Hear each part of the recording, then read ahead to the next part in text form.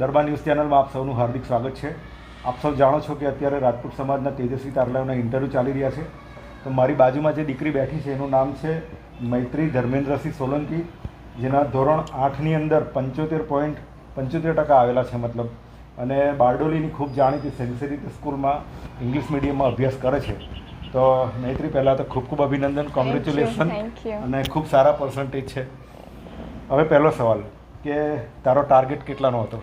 મારો target actually વધારે હતો, લાઈક મારે સ્કોર કરવા હતા 90. અચ્છા, લાઈક વધારે હતો, બટ એનાથી બહુ ઓછા માર્ક્સ આવ્યા, મને ખબર છે. બટ હવે નેક્સ્ટ ટાઈમ મેં મારો શેડ્યુલ ચેન્જ કરા ને લાઈક મારી મિસ્ટેક એવી હતી કે મેં રોજ જે મેમ કરાવતા ને તે મેં રોજ નહીં કરતી હતી, એટલે લાઈક એ છે ને તે રિવાઇઝ થઈ જતે. એટલે હવે મેં મારી મિસ્ટેકથી શીખી કે નેક્સ્ટ ટાઈમ હવે જે મેમ રોજ કરાવે કે તે મેં ઘરે આવીને રિવાઇઝ કરાવે. ઓકે, ટ્યુશન જાય છે કોઈ કયા સબ્જેક્ટનું?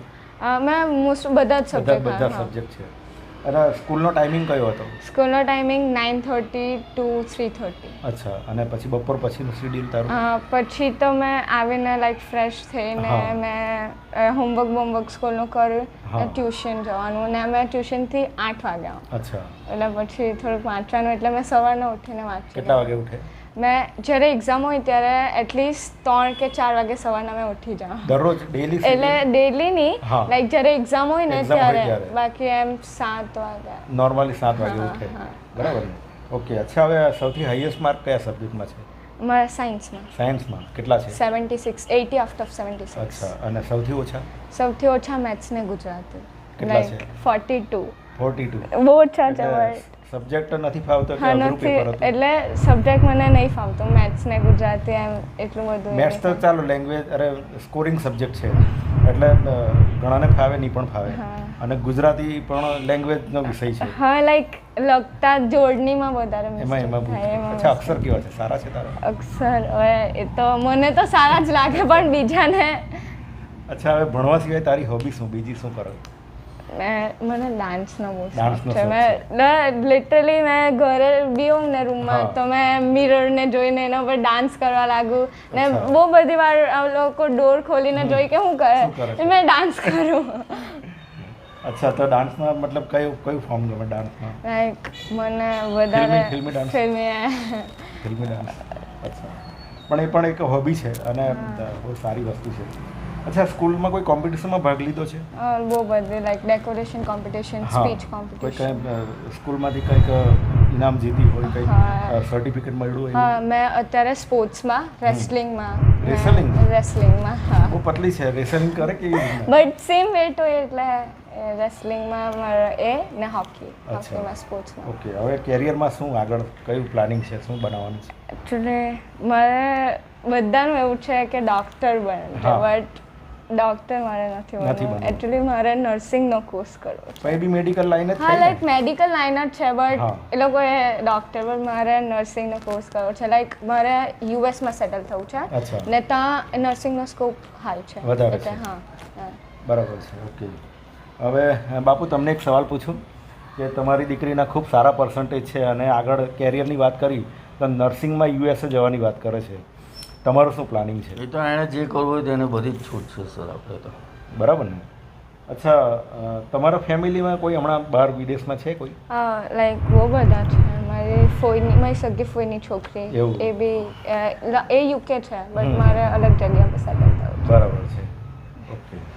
અચ્છા, કોઈક વાર કોઈ વિદેશમાં પ્રવાસ કર્યો છે, ફરવા ગયા છે? ના, મેં આઉટ ઓફ ઇન્ડિયા ઇન્ડિયા નથી ગયા. ઇન્ડિયામાં કઈ જગ્યાએ ફર્યા છે? ઇન્ડિયામાં તો લાઈક ઇન્ડિયામાં મેં ગુજરાત સિવાય મેં મહારાષ્ટ્ર ગઈ, રાજસ્થાન ગઈ, બસ. બીજી નાની હોય તે નહીં ખબર, બટ અત્યારે બસ એક જગ્યા પર. બરાબર છે. ઓકે, હવે તારું નામ મૈત્રી છે, તો તારા ફ્રેન્ડ સર્કલમાં બેસ્ટ ફ્રેન્ડ કોણ? વિધિ પ્રજાપતિ, લાઈક મારી બેસ્ટ ફ્રેન્ડ છે નાનપણથી. તમે એટલે સાથે જ ભણે છે? હા. શું નામ? વિધિ પ્રજાપતિ. વિધિ પ્રજાપતિ. એના કેટલા પર્સન્ટેજ છે? એના 76 or 78 છે. અચ્છા, એટલે નજીક જ છે.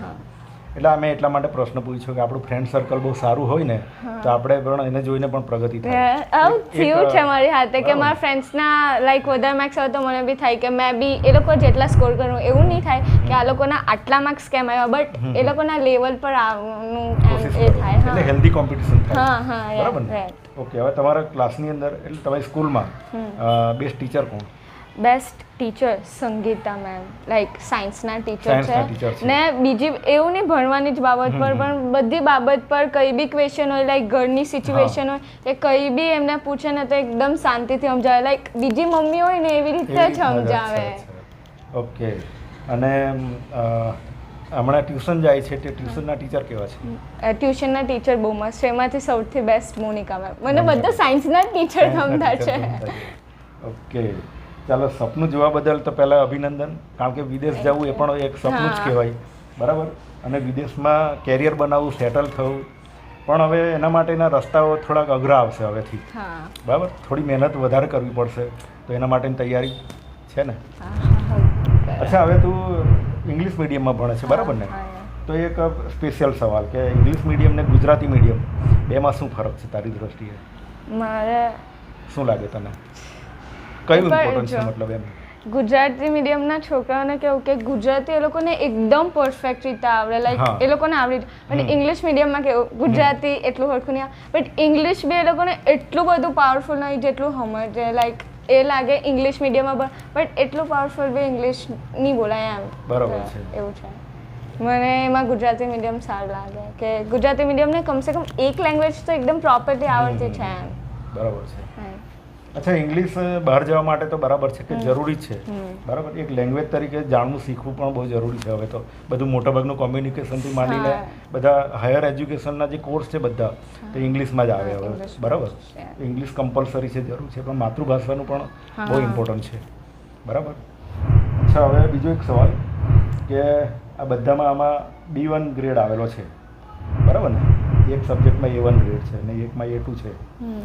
અચ્છા, હવે નેક્સ્ટ યર એટલે અત્યારે 9મા ધોરણમાં આવીને હવે તો હવે આ વર્ષનો શું ગોલ છે? હવે કેટલા ટકા આવશે? 9th છે એટલે 85 or 90 લાઈક ધેટ, કેમ કે 9th થોડુંક હાર્ડ છે. એટલે અત્યારે અમે સેકન્ડરીમાં આવ્યા, સેકન્ડરી સેક્શનમાં, એટલે પહેલાં તો હાર્ડ પડે કે એ કરવાનું, પણ પછી ધીરે ધીરે આવે છે. બરાબર. તું જે રીતના જવાબ આપે છે ને તેમાં મને એક સવાલ થાય છે મનમાં, આ સ્કૂલની અંદર વક્તૃત્વ સ્પર્ધામાં ભાગ લીધો છે કોઈ વાર? ના. સ્પીચ સ્પીચમાં મને એટલો કોન્ફિડન્સ નહીં હતો. પણ હમણાં કોન્ફિડન્સ મને બહુ સારો દેખાય છે. તું જે રીતના જવાબ આપે છે ને એ મને બહુ જ કોન્ફિડન્સથી તું જવાબ આપે છે, એટલે મને લાગે કે સ્પીચ પણ બહુ સારી તું આપી શકે. મેં ટ્રાય નહીં કર્યું, બટ આઈ વિલ ટ્રાય. મેં ટ્રાય કરા સ્કૂલમાં. એટલે આ બધી એટલે એજ્યુકેશન સિવાયની એક્ટિવિટી છે, એ પણ એક સ્કિલ છે, બરાબર ને? એમાં પણ તમે આગળ વધી શકો. ભવિષ્યમાં નેતા બનવું હોય તો જરૂરી છે આ બધું, પોલિટિક્સ, બરાબર ને?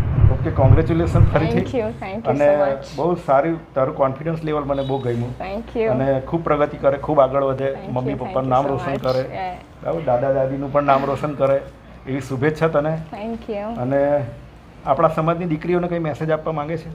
કેવી રીતના ભણવું, શું વાંચવું, કંઈક કોઈ એક ટિપ્સ આપવી હોય તો તારે? એક ટિપ્સ તો શું આપી શકે? જો એક પહેલે ટિપ્સ કે છે ને, તે અત્યારના ટાઈમમાં જે લાઈક ટીનેજર્સ છે ને તેને ભણવા કરતાં બીજી બધી એક્ટિવિટીઝમાં બહુ ઇન્વોલ્વ હોય. લાઈક મેં જોયેલું છે કે મારી સ્કૂલમાં બી મોસ્ટ ઓફ એવું છે કે ભણવા પહેલાં બીજી બધી એક્ટિવિટીઝ હોય ને એમાં વધારે. તો પહેલાં તો આપણે આપણું પેરેન્ટ્સનું વિચારો કે આપણા પેરેન્ટ્સ શું વિચારતા છે. આપણે સ્કૂલે ગયા હતા, આપણા પેરેન્ટ્સ એવું વિચારે કે મારી ડોટર કે મારો સન ભણતો હોય, બટ એ ત્યાં કઈ એક્ટિવિટી કરે છે તો એને ખબર. તો એને વિચારવું હોય કે મારા ડેડી આટલું, મારા ડેડીને એવું લાગે કે મારા જે લાઈક ડોટર સન છે તે મને એટલું પ્રાઉડ ફીલ કરાવે, બટ એ લોકો આવી એક્ટિવિટીઝ કરતા હોય તો એ લોકોને કેમ પ્રાઉડ ફીલ થાય, એ લોકોને રિગ્રેટ ફીલ થાય કે આવું મારા એ આવા છે, લાઈક મારા ચાઇલ્ડ આવા છે. એટલે લાઈક ભણવામાં વધારે ધ્યાન આપવું ને લાઈક આપણા પેરેન્ટ્સને પ્રાઉડ ફીલ કરાવવાની લાઈક 110% ટ્રાય કરવી કે આપણા પેરેન્ટ્સને પ્રાઉડ ફીલ થાય આપણા ઉપર. સાચી વાત છે, બહુ સાચી વાત છે. અચ્છા, હવે તે પેલા ડાન્સિંગની વાત કરી, છેલ્લો સવાલ, તો ડાન્સના રીલ બનાવે છે? ના, મેં રીલ નથી બનાવતી. એટલે સોશિયલ મીડિયામાં અપલોડ કરતી હોય કે કંઈક? મેં સોશિયલ મીડિયા પર, હા, મેં ઓનલાઈન છું, બટ મેં કંઈ પોસ્ટ અપ્લાય નહીં કરું ના મને નહીં ગમે. ખાલી ઇન્ટરનલ હોબી છે તારી. હા એ બરાબર ને? ઓકે ચાલો એ હોબીમાં પણ તું આગળ વધે. Thank કારણ કે you. કોઈ પણ ફિલ્ડમાં આગળ વધો એટલે અને એ તલવારબાજીનો બી બહુ શોખ છે. હા તારા પપ્પાએ વાત કરી તલવારબાજી. આપણા રાજપૂત સમાજ માટે દીકરીઓ તલવારબાજી શીખે એ પણ બહુ જરૂરી છે. એક સેલ્ફ ડિફેન્સ માટે પણ જરૂરી છે અને એક આપણા સમાજનું પ્રતીક છે. બરાબર. એકચ્યુઅલી જો મેં એક વાત તમારી સાથે શેર કરવા વાત કરી તો હા. તલવારબાજી નવરાત્રિમાં એ લોકો વધારે ક્લાસીસ ચલાવે અને નવરાત્રિમાં મારી એક્ઝામ હોય ટ્યુશનમાં બી ને સ્કૂલમાં બી એટલે મારાથી ક્લાસ અટેન્ડ નહીં થાય. બરાબર. તો મેં રૂમમાં છે ને તે સોંગ છે એક હા તે સોંગ શૂરવીર હા. એ બધા સોંગ છે ને એ સોંગ ચાલુ કરીને હું રૂમમાં જાતે એકલી રૂમમાં જાતે તલવારબાજી કરું. હા અને બહુ શોખ. પણ ભાઈ એ મારો એ જ ટાઈમ હોય જે ટાઈમ પર તલવારબાજી હોય તે ટાઈમ પર ટ્યુશનની એક્ઝામ હોય બરાબર. એટલે મારાથી નહીં જવાય. તો મેં જે ફ્રી ટાઈમ મળે ત્યારે મેં રૂમમાં એકલી તલવારબાજી કર્યા કરું બરાબર. એકલી એટલે એકલી. કોઈ મને પણ ગમે હોબી યાર. ભલે રૂમમાં એકલા કરતા હોય પણ એ પણ બહુ જરૂરી છે એમ. તમારું એક કોઈ પણ એક સ્કિલ પણ ડેવલપ થાય ને તે પણ બહુ ઇમ્પોર્ટન્ટ છે. બરાબર. ચાલો તારી સાથે વાત કરીને બહુ આનંદ થયો મને તો. Thank you, thank બરાબર. you. પહેલી વાર તું મળી પણ તો પણ મને એવું લાગે કે આપણે એકબીજાને ઓળખતા હોય એવું લાગે. બરાબર ને? તો ખૂબ ખૂબ અભિનંદન, Thank you so congratulation much. અને ખૂબ આગળ વધે, ખૂબ પ્રગતિ કરે એવી Thank you, શુભેચ્છા. thank you.